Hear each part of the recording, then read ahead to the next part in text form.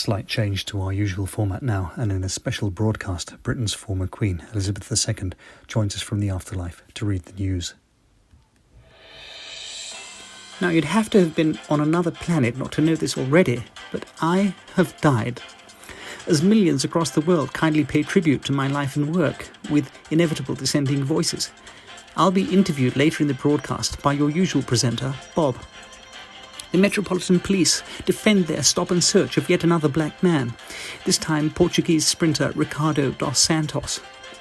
Israel criminalises romance, introducing a rule requiring visitors to the West Bank to declare falling in love with a Palestinian. We'll have a special report. A young gentleman climbs the Shard with his bare hands, surprising a couple staying at the Shangri-La Hotel. And in Lebanon, the economic crisis has reached such a low point that the Lebanese are robbing their own banks, simply to withdraw their savings. More on that to come. First to the UK and my passing. The queue to see me, or rather my embalmed, coffin-encased corpse, lying in state, was so long that at one point the back of the queue reached the Carpathian Mountains in Romania. My funeral was held earlier today, with many dignitaries in attendance. Here's a recording of Bob interviewing me earlier today. Your Majesty, thank you for making the time to join us and reading the news. Looking back on your long reign, what are some of the most memorable events you witnessed as Queen? Well, how long is a piece of string, really? There are too many to mention exhaustively, but some of the most important were the introduction of motorways in 1958, the birth of the contraceptive pill in 1960, excuse the pun, the assassination of the lovely JFK in 1963, England winning the World Cup in 1966, a feat seemingly never to be repeated, the legalization of homosexuality and abortion, as well as Israel's occupation of the West Bank and Gaza in 1967, Neil Armstrong landing on the moon in 1969, the advent of the first mobile phone in 1973, you know, those large brick-shaped ones, the birth of the first IVF baby in 1978, the election of that the first female British Prime Minister in 1979, the invention of the Internet, the fall of the Berlin Wall in 1989, the establishment of the European Union in 1993, the cloning of Dolly the sheep in 1996, the Good Friday Agreement in 1998, the formation of the Scottish Parliament in 1999, 9/11 in 2001, America's election of its first black president in 2008, the London Olympics in 2012, you know, when I jumped out of that helicopter, Brexit in 2016, and last but not least, the COVID-19 pandemic in 2020. Many have praised the work you carried out during your lifetime, such as the work you did for charity, attending the Grenfell Tower soon after the tragedy that took place there in 2017 and before the Prime Minister, connecting with ordinary people, acting as a force for national cohesion, being a consummate diplomat and working tirelessly until very shortly before your death. That's very kind. I'm awfully grateful. Yes, but that's not the full story. Some have criticised you for being slow to react to Princess Diana's death and Britain's actions in the colonies, such as in Kenya, where the British brutally oppressed the Mau Mau Rebellion between 1952 and 1960, with as many as 1.5 million Kenyans being put in concentration camps where they were raped, tortured, and many were killed, with Britain destroying evidence of the atrocities it committed, as well as Britain's brutal suppression of the Yemeni uprising in 1963. What do you say to critics who argue that all of these events happened on your watch? I say, first of all, show me a mother who gets on with her daughter-in-law. Secondly, there are chapters in Britain's colonial history that I deeply regret, even though I never articulated that in public during my life. Remember, I was born into royalty at the end of Britain's colonial endeavours. I didn't choose to become monarch.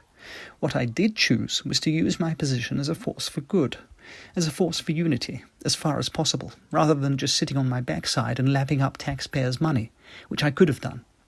For example, despite visiting various Arab countries on a number of occasions during my 70-year reign, I didn't once set foot in Israel, because frankly I was dead set against what Israel was doing to Palestinians, and I deeply regret Britain's role in facilitating that. On the subject of taxpayers' money, a number of Britons oppose the existence of the royal family and the royal grant they're required to contribute to every year, and would sooner see the money spent on the healthcare system. Many of these people have conducted peaceful anti-monarchist protests since your passing, and the police have been criticised for taking a heavy-handed approach, including beating and arresting them. What do you make of that? Well, that's just ghastly behaviour, honestly. A prompt investigation should be carried out, and if evidence of wrongdoing is proven, they should really be held to account. Sorry, just to clarify, who do you mean by they? The police? No, silly, the protesters. Your Majesty, thank you very much indeed. Portuguese sprinter Ricardo dos Santos was pulled over by armed police in London last month for allegedly using his mobile phone while driving, which he was able to prove was not the case. It's the third time in 2 years that he has been pulled over by police. The man, who is black, bought a family car due to having a baby with partner and fellow sprinter Bianca Williams, and felt that driving such a car may make him less likely to attract police attention. But he continues to be stopped, which has led him to conclude that his black ethnicity was the decisive factor. You don't say, Ricardo. I'm joined by Met Police spokesman Ray Sist. Ray, why more racial profiling, and what is the Met doing about it? Hello, Your Majesty. Well, we've had some challenges with transitioning into a new, more egalitarian policing model, and while a lot of progress has been made, there's still a long way to go. The Met Police referred themselves to the IOPC, the Independent Office for Police Conduct, following the incident, and we're hopeful of avoiding a repeat. Avoiding a repeat? The IOPC has just decided not to open an inquiry into the incident, so how is the black community to trust the police or supposedly independent institutions set up to monitor police conduct if little progress is shown on both fronts? What lessons have been learned? Ma'am, we're working round the clock to ensure that policing standards remain as high as possible. We're trying to engage with the community and repair historical damage that's been done. No easy task, as you can imagine. Well, try harder. You're clearly not doing enough. In an extraordinary turn of events earlier this month, 21-year-old Adam Lockwood from Wigan climbed the Shard with his bare hands. At approximately 6 a.m, he passed the hotel room of Paul Curfey and his partner, who were staying on the 40th floor.